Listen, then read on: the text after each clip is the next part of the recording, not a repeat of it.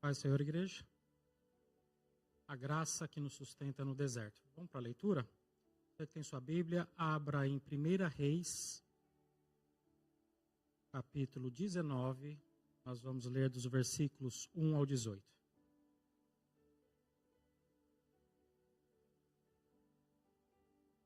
Todo mundo achou? A palavra diz assim: Acabe contou a Jezebel tudo que Elias havia feito, incluindo o modo como havia matado todos os profetas de Baal. Por isso, Jezabel enviou esta mensagem a Elias, que os deuses me castiguem severamente, se, até amanhã nessa hora, eu não fizer a você o que você fez aos profetas de Baal. Elias teve medo e fugiu para salvar a vida. Foi para Berseba, uma cidade em Judá, e ali deixou o seu servo. Depois foi sozinho para o deserto, caminhando o dia todo, sentou-se debaixo de um pé de giesta e orou, pedindo para morrer. Já basta, Senhor, disse ele, tira minha vida, pois não sou melhor do que meus antepassados que já morreram. Então ele se deitou debaixo do pé da giesta e dormiu. Enquanto dormia, um anjo o tocou e disse, levante-se e coma. Elias olhou em redor e viu perto de sua cabeça um pão assado sobre as pedras quentes e um jarro de água. Ele comeu, bebeu e se deitou novamente. O anjo do Senhor voltou, tocou-o mais uma vez e disse, levante-se e coma mais um pouco.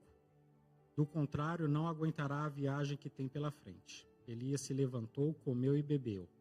E o alimento lhe deu força para uma jornada de 40 dias e 40 noites até o Monte Sinai, o monte de Deus.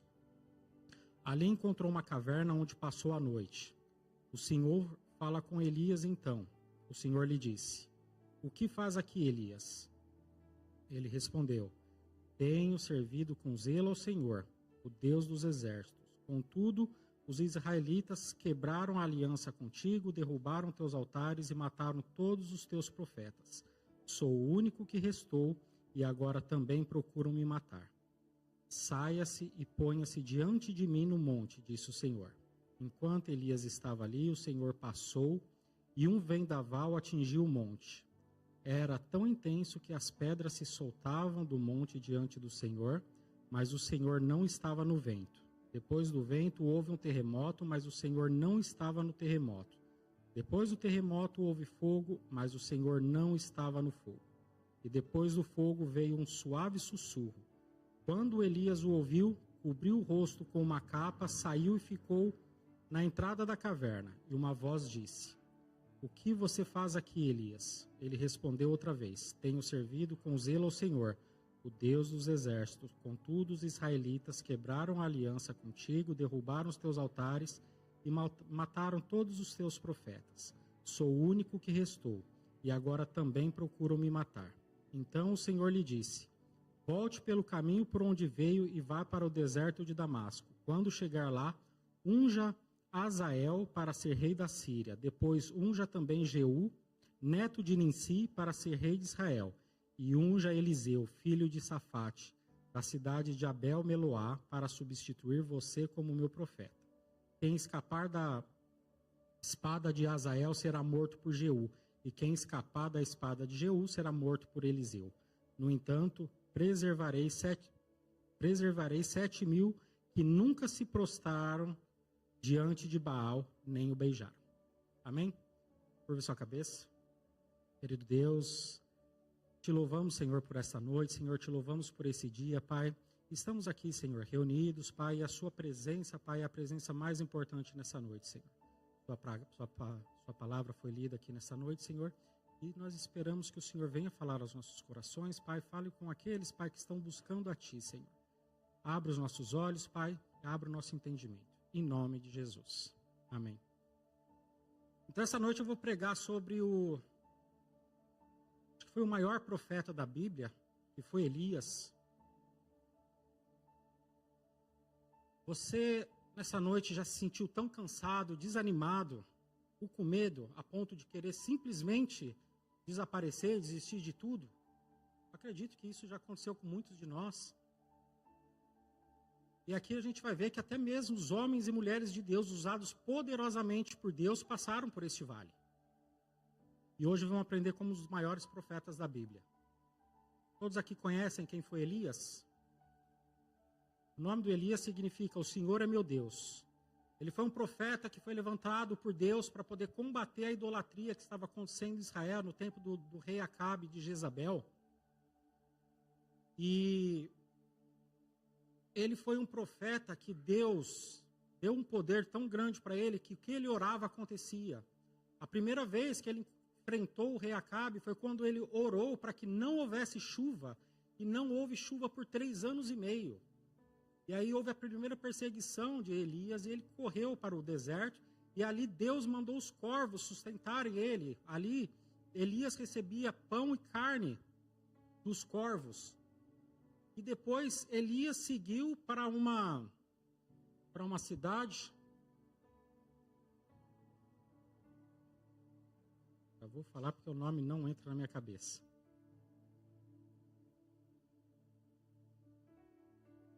Serepta, onde ele encontrou uma viúva, e ele pediu para a viúva que desse alimento a ele, e a viúva falou: eu tenho um pouco de azeite e um pouco de farinha. E Elias orou a Deus, e a mulher tocou no coração dela, ela dividiu o azeite e a farinha com um bolo que ela fez para Elias, e Deus nunca deixou faltar o azeite e a farinha, todo dia se renovava o azeite e a farinha na casa dela. E Elias também foi o primeiro homem que Deus operou o milagre da ressurreição. Nessa mesma casa, nessa mesma cidade, o filho dessa viúva, devagar, Gabi, sei que é difícil traduzir. O filho dessa viúva pereceu, e Elias orou por ele, e ele foi ressuscitado. E não só isso, existem somente 2 homens na história que nunca experimentaram a morte: Enoque e Elias.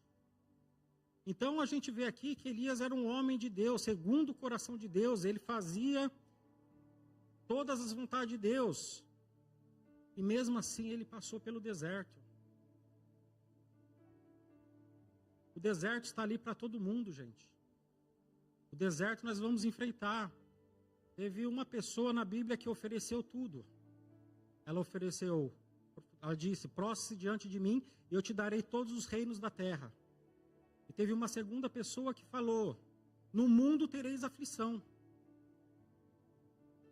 E tem uma frase que o pastor José sempre fala aqui: quando a sua vida está muito boa, tem alguma coisa errada. Porque o servir a Deus são guerras diárias, o servir a Deus são sacrifícios.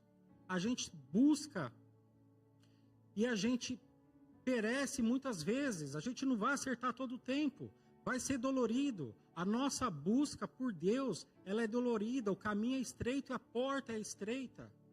E aquilo que Deus pede para nós, muitas vezes a gente acha que é muita coisa que a gente não vai conseguir aguentar. Mas Deus está falando: vai, porque sou eu que te sustento. Você vai passar pelo deserto, mas vai de cabeça erguida, porque sou eu que estou te sustentando.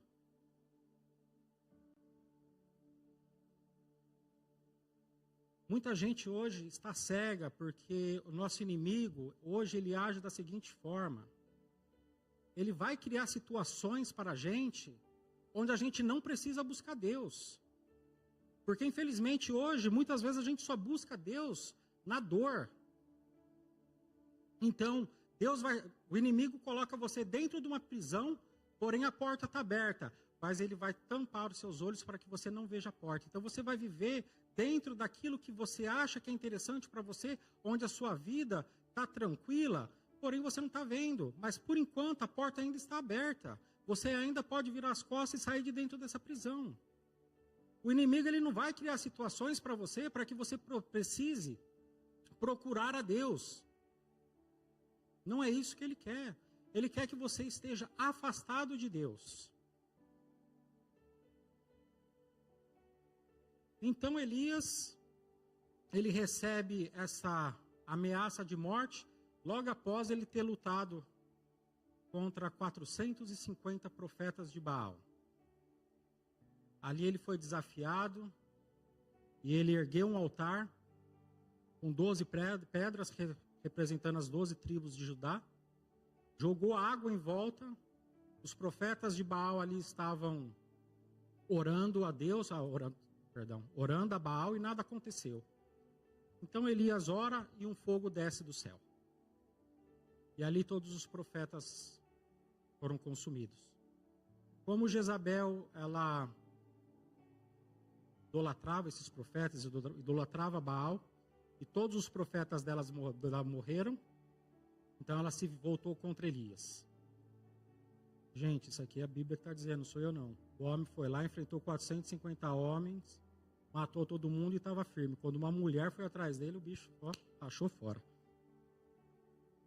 Mas é a Bíblia que está dizendo, gente. Amém.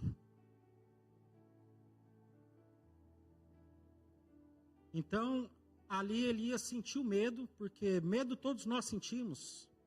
Isso é normal, isso é do ser humano. Elias também era um ser humano. Nós vamos sentir medos. Muitas vezes Deus vai pedir para a gente passar por alguns caminhos que a gente vai olhar e aquele caminho é muito estreito e a gente vai sentir medo, mas está tudo bem. Isso é normal, a gente tem o direito de sentir medo. Acontece. Mas o que a gente não pode fazer é se enfiar numa caverna. Hoje muitas pessoas estão entregues à depressão, estão entregues à ansiedade. E Deus está ali falando, vem comigo, eu ainda tenho algo para você. Muitas vezes a gente se enfiar numa caverna e muitas vezes, pelo medo, a gente acabar se acovardando, não é a resposta. Não é a resposta.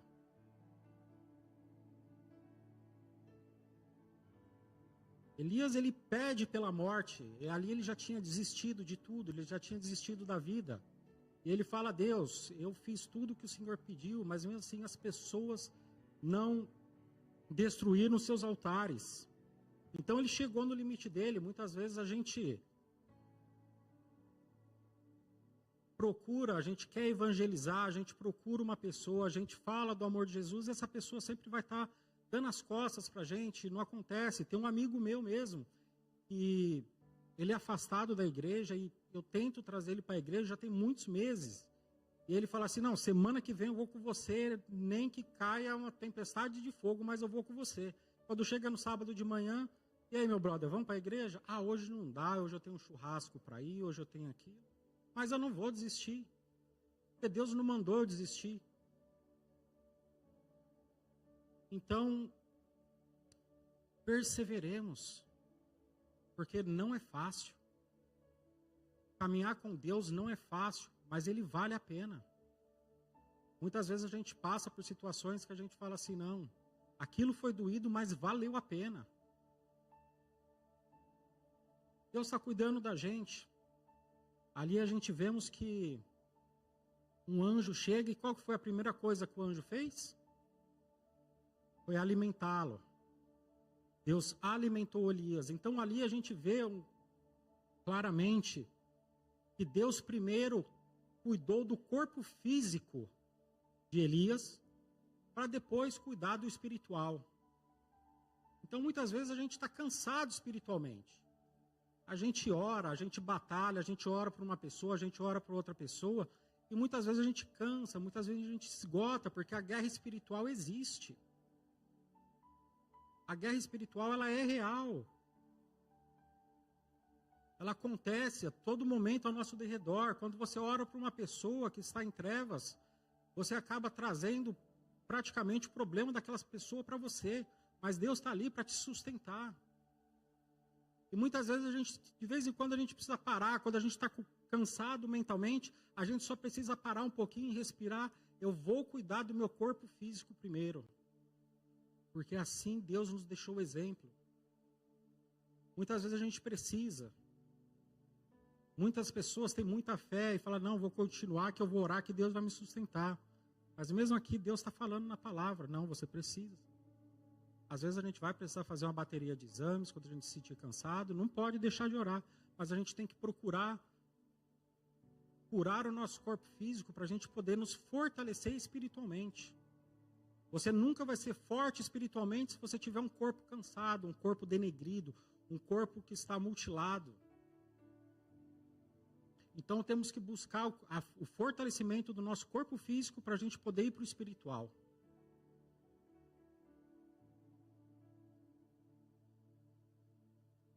Então Deus, Elias se esconde numa caverna, ali ele já estava entregue à depressão, ali ele já estava praticamente desistindo de tudo.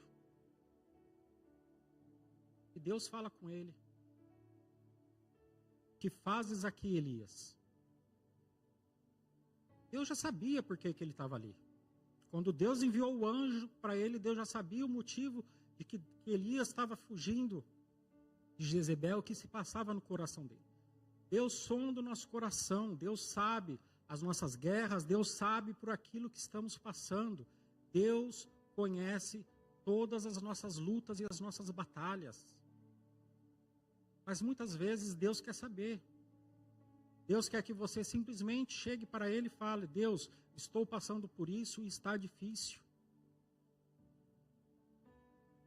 Não podemos simplesmente pensar: não, Deus vê tudo, Deus sabe de tudo que está acontecendo. Não. Muitas vezes lá em casa mesmo, minha esposa, às vezes eu sei que ela está chateada por alguma situação, eu sei por que é, mas eu pergunto para ela: o que foi, o que está acontecendo? Muitas vezes a gente fala que a gente não tem uma pessoa para a gente poder se abrir, quando a gente tem. A gente tem aquela pessoa que a gente tem que abrir e derramar nosso coração, ela está a todo momento com nós. Deus está ali a todo momento para poder escutar, que sejam lamentações. Como aconteceu com Elias. Ele orava e acontecia. Mas nesse momento ele estava fraco, estava desanimado, estava disposto a desistir. Mas quando Deus está ali, diante de ti, falando: fale comigo. Por que está aqui? Quando a gente se coloca num lugar escondido, Deus está falando: por que está aqui? E muitas vezes a gente não fala. A gente guarda aquilo para dentro de nós mesmos. A gente acaba remoendo aquele sentimento e nada de bom sai dali.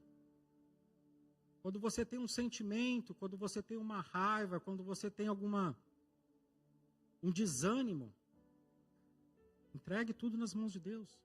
Ele sabe o que você está passando, mas Ele está esperando que você fale com Ele. As nossas lutas são diárias. Todos os dias nós temos lutas.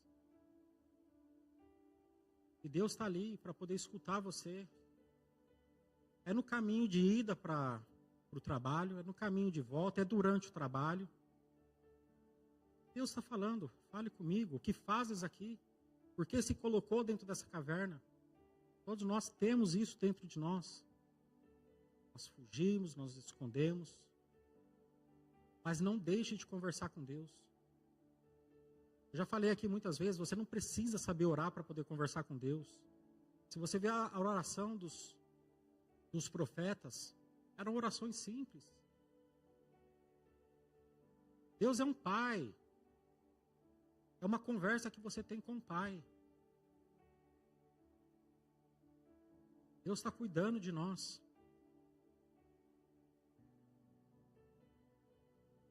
E a gente vê aqui que Deus, ele confrontou Elias com perguntas e não acusações. Elias, o que fazes aqui? É justamente a oportunidade da gente se abrir e se entregar a Deus. Porque quando a gente é confrontado com acusações, a gente se retrai. Ou a gente quer atacar de volta. Mas quando é uma pergunta, a gente tem aquele sentimento de cuidado. Quando uma pessoa pergunta para você o que está sentindo, por que está assim, ali o nosso coração muda e a gente quer abrir o nosso coração.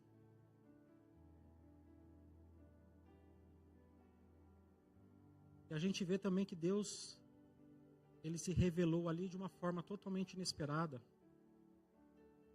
Veio o vento forte e Deus não estava lá. Veio o terremoto, Deus não estava lá. Veio o fogo e Deus não estava lá. Deus estava no sussurro suave, na brisa mansa.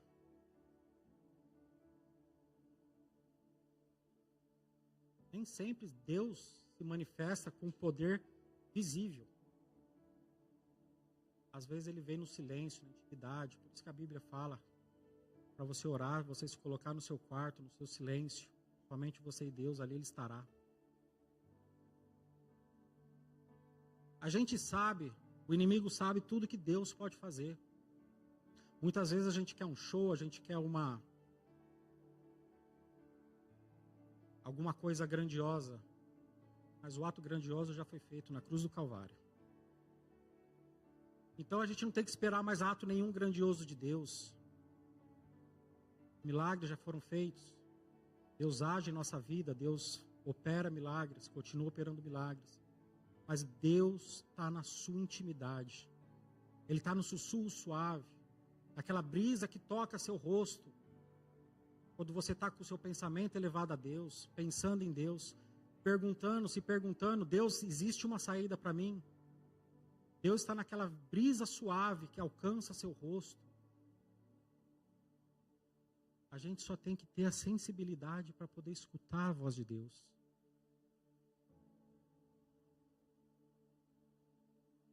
Qual o tamanho de Deus para vocês?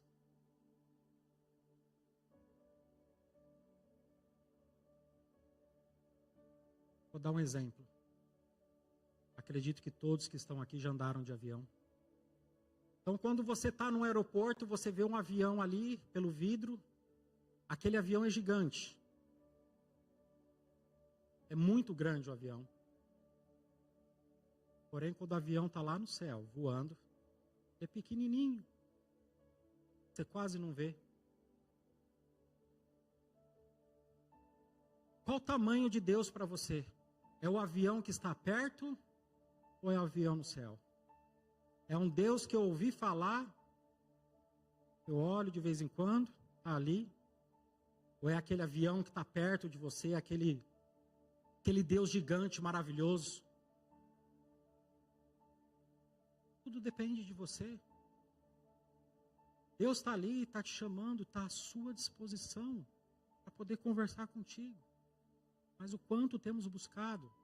A nossa proximidade com Deus vai no valor que a gente tem buscado a Deus.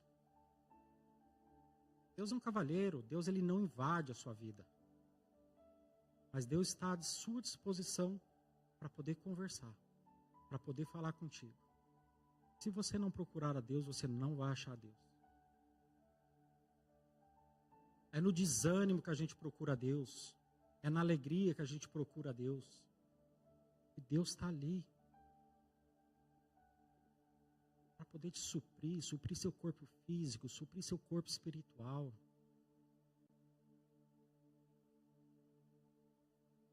Mas não espere grandes coisas. O ato maior já foi feito, assim como eu falei. Não precisamos esperar ver milagres. Não precisamos ser Tomé, ver para poder acreditar. Não. Já foi feito. Eu quero que Deus fale comigo. Eu quero escutar a voz de Deus. A Bíblia.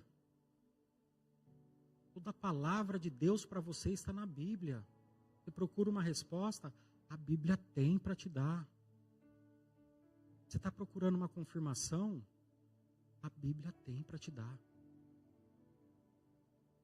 Tudo ali. Mas esperar, se você não buscar a Deus, esperar ouvir a voz de Deus, também não vai ouvir. Faça a vontade de Deus, se coloque no centro da vontade de Deus. Para que Deus te chamou? Para que Deus te chamou? Converse com Deus. Senhor, estou aqui. Tenho medo, sou falho e sou fraco. Mas eis-me aqui, Senhor. Use a minha vida. Me coloque à sua disposição para poder fazer a sua vontade nessa terra. Agora, se você está esperando se fortalecer por conta própria para poder buscar a Deus, se você está esperando grandes milagres acontecerem, não vai acontecer. Se você não se dispor, se você não buscar, não vai acontecer.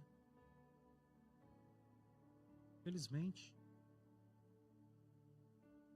Mas a partir do momento que você se coloca diante da vontade de Deus, você se dispõe a fazer a vontade de Deus, Deus vai te dar a direção.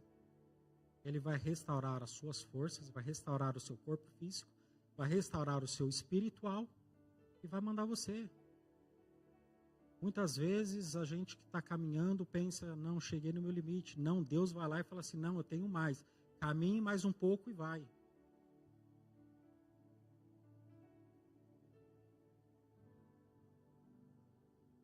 Deus, ele não respondeu diretamente a Elias, a queixa de Elias, mas ele deu uma nova missão. E Elias entendeu. Ele se lamentou e Deus não respondeu a lamentação dele. Deus, me leve, não aguento mais. Elias, vai que eu tenho mais uma missão para você.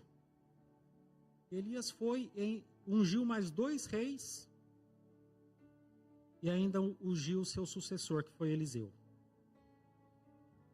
Então, muitas vezes, quando você pensar que você já chegou no final da sua caminhada com Deus, Deus está falando para você, continua, porque eu tenho mais para você. Enquanto nós temos vida, enquanto nós temos saúde, estamos aqui para poder fazer a vontade de Deus. A Bíblia diz, buscar em primeiro lugar reino de Deus e tua justiça, e todas as outras coisas serão acrescentadas. Quando a gente começar a entender isso e praticar isso de forma verdadeira, todas as outras coisas serão acrescentadas. Mas aí não estaremos mais olhando para as coisas do mundo, a gente vai estar olhando para as coisas do céu. Quando você se coloca na vontade de Deus, as coisas do céu viram prioridade na sua vida. Hoje, muitas vezes, a gente procura a Deus, a gente pede a Deus, Deus, eu quero uma casa, Deus, eu quero um carro melhor, Deus, eu quero viajar de holiday. E isso são coisas terrenas. E Deus está falando, não juntei tesouros na terra, onde a traça corrói, o ladrão rouba, mas junte tesouros no céu.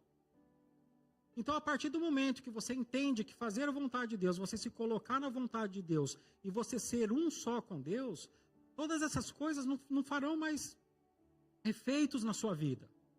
Você vai estar procurando primeiramente o reino de Deus. E tudo aquilo que Deus acrescentar na sua vida, você será grato por aquilo. Porque você não vai esperar mais as coisas terrenas, você não vai mais esperar as coisas que o mundo oferece. E muitas vezes as coisas que o mundo oferece para a gente é tirar a gente da presença de Deus.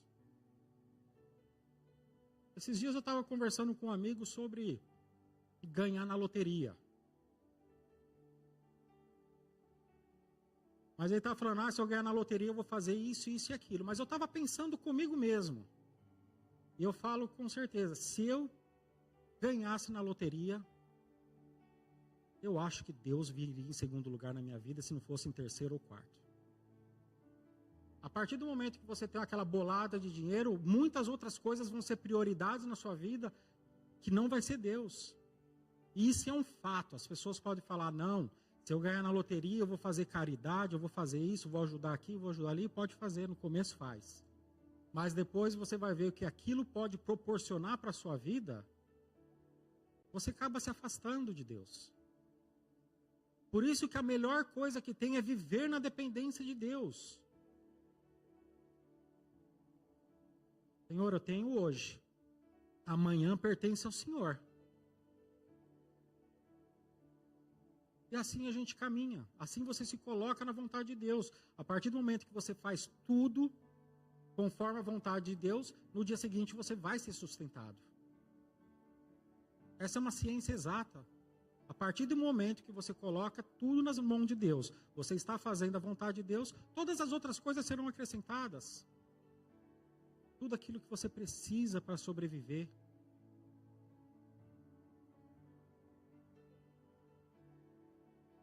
O único caminho que não é errado, é se colocar diante da vontade de Deus.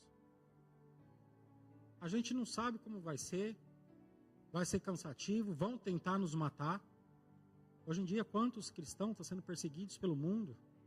Os missionários, eles estão sendo perseguidos por Jezabel nesses outros países, onde a idolatria vem em primeiro lugar. Olha a vida do missionário Antenor. Saiu da sua residência no Brasil e foi viver no Nepal, um país totalmente idólatra, onde o cristianismo até poucos tempo atrás era proibido. Mas Deus tem sustentado ele todos esses anos. O missionário Antenor é um exemplo. Como muitos outros missionários. Eu ouvi dizer que tem uma igreja cristã em Dubai, onde eles têm uns cultos dentro de um hotel no sábado de manhã, que é praticamente escondido, porque é um país totalmente muçulmano, e não podem pregar a palavra de Deus, uma Bíblia não pode chegar lá. Mas ali eles estão fazendo o culto deles, adorando a Deus. Porque ali é o centro da vontade de Deus. Deus colocou eles ali, então ali eles estão para poder fazer a vontade de Deus. Vidas estão aí para ser alcançadas. A seara é grande. Quantas pessoas temos por aí que simplesmente não acreditam no Evangelho, não acreditam no Senhor? Agora, o mais importante, quantos estão deturpando o Evangelho do Senhor? E a nossa missão é simplesmente falar o verdadeiro Evangelho, pregar o verdadeiro Evangelho. Você não vai ser próspero. Você pode ser próspero? Pode ser próspero. Mas não é isso que o Evangelho promete a você. Não é uma vida fácil. Uma vida de dor e sofrimento, angústia. Mas vale a pena. A recompensa é eterna. Vale a pena sofrer aqui, porque essa vida é passageira. Eu me lembro 10 anos atrás, quando eu estava saindo do Brasil para poder vir para a Inglaterra. Eu me lembro como se fosse ontem. E hoje já se passaram 10 anos. Aonde estarei daqui 10 anos? Nem sei nem se vivo eu estarei. Porque a vida aqui é muito passageira. Num piscar de olhos, você já perdeu a sua infância, você perdeu a sua juventude, você já está na vida adulta.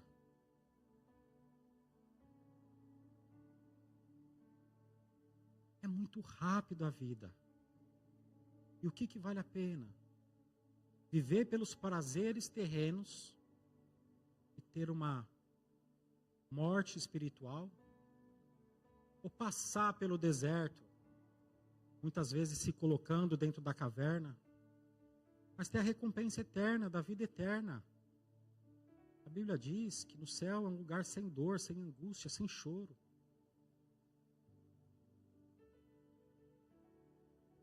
Tudo que a gente passar aqui na terra, quando chegar na eternidade, vai ser tudo mais fácil, tudo lindo.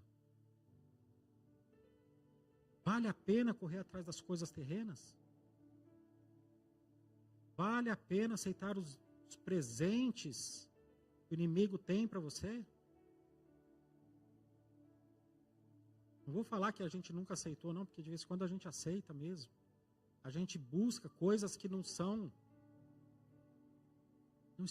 alinhadas com a vontade de Deus. Isso acontece com todos nós. Muitas vezes queremos nos enfiar na caverna, muitas vezes acontece alguma situação na nossa vida que eu mesmo me coloco com vergonha de orar. Falo, Senhor, hoje eu pequei, eu estou com vergonha de estar aqui diante de Ti.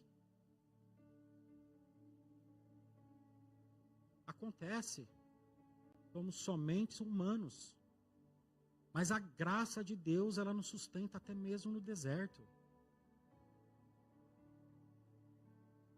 A graça, o pastor mesmo diz, ela é de graça, mas ela tem um preço muito alto.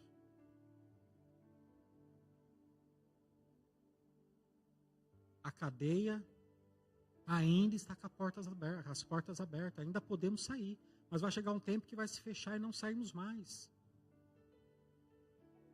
Não é tempo de eu parar, olhar, pensar, falar, Deus, restaura meu corpo físico e restaura meu corpo espiritual.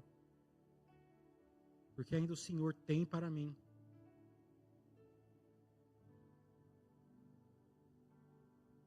O melhor de tudo é saber, quando você tem a certeza que na sua caminhada você não está sozinho. Quando você tem a certeza que na caminhada você não está sozinho,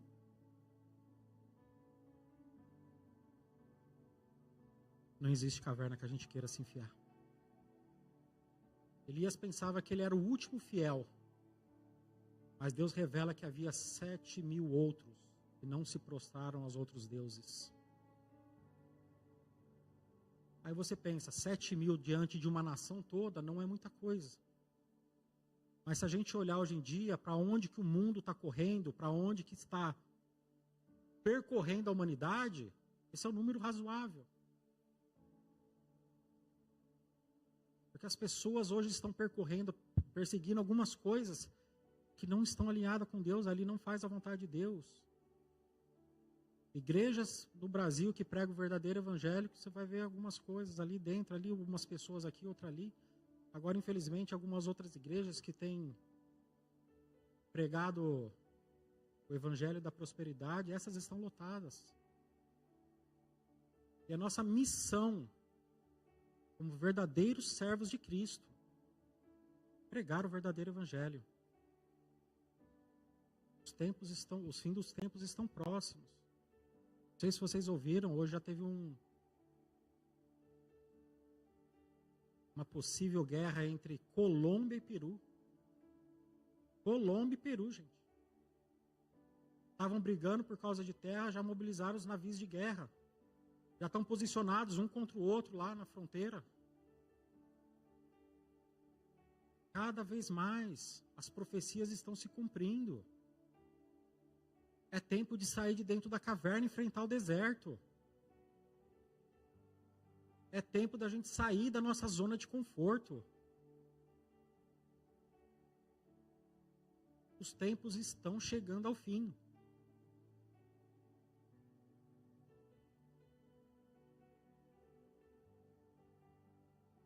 Quando você achar que está sozinho, você não está sozinho. Solidão espiritual, ela é um engano perigoso. Sempre tem pessoas que estão no mesmo pensamento que você. Ore a Deus, me mostra onde estão os outros 7.000, Senhor. Me mostra onde está seu povo. A Bíblia diz que Deus está com os olhos de fogo olhando pela terra para poder reconhecer os seus.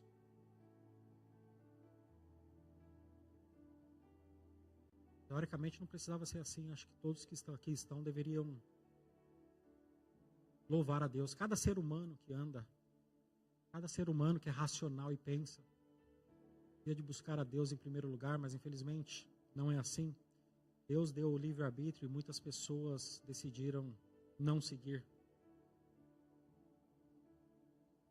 O desânimo, quando você estiver desanimado, sempre lembre-se que o desânimo ele não define a sua fé.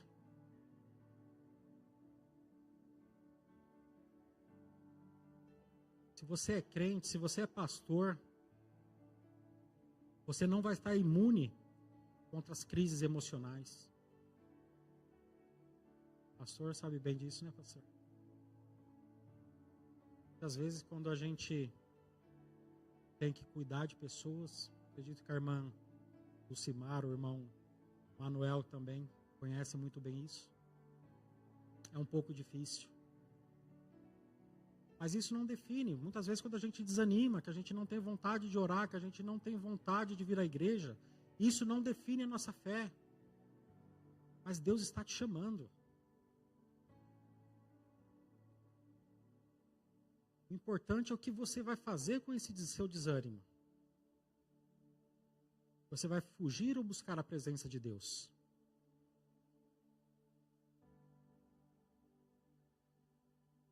O cuidado de Deus na nossa vida, ele é completo.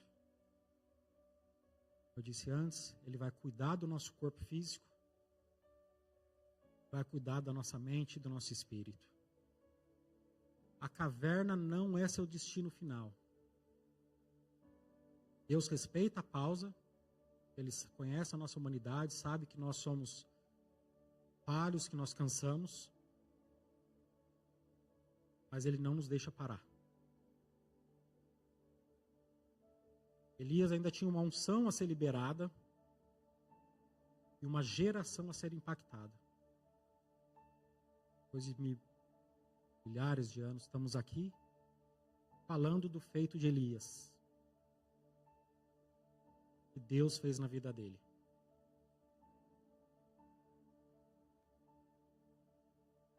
Pelo que seu nome vai ser lembrado no céu? Como que seu nome está lá no céu? Como Deus tem pronunciado o seu nome? Quais são os feitos que você tem feito?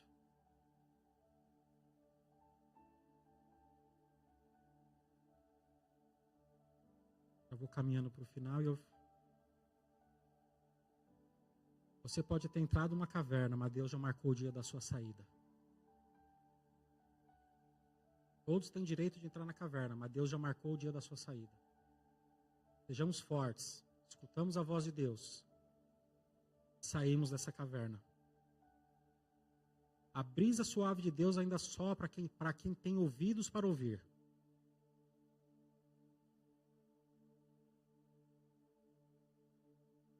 Para aqueles que estão desanimados, cansados, deprimidos, Deus ainda quer te restaurar. Para os que estão escondidos em cavernas emocionais, Deus está te perguntando: o que fazes aqui? Para aqueles que acham que acabou o ministério, Deus ainda tem uma missão para você. Todos temos um ministério. Temos o ministério da nossa família, temos o ministério da nossa casa. Alguns têm um ministério pastoral, alguns têm outros ministérios dentro da igreja, tem o ministério de louvor. Todos temos ministério. Todos vamos ter desânimos. Simplesmente humanos. O desânimo está lá. Acontece. Mas o que vamos fazer com esse desânimo? Qual a atitude que tomaremos? É a grande pergunta dessa noite. Amém?